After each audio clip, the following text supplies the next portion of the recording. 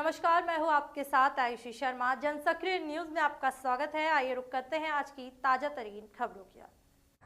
CRPF के inspector स्वर्गीय लालू डोडवे, ग्राम चापोली, जिला खरगोन, वर्तमान निवास उदयनगर, इमलीपुरा का मुंबई में ड्यूटी के दौरान आकस्मिक निधन हुआ और उनके पार्थिव शरीर को आज उदयनगर मुक्तिधाम में पूरे राजकीय सम्मान के साथ अंतिम विदाई दी गई। अंतिम संस्कार के अवसर पर बड़ी संख्या में समाजजन, नागरिकगण और गणमान्य लोग उपस्थित रहे।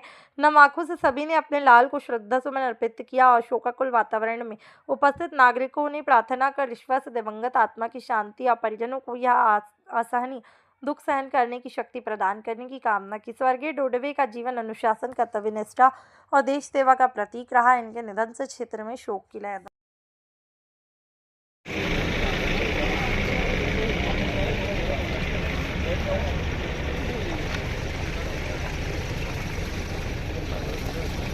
Gracias.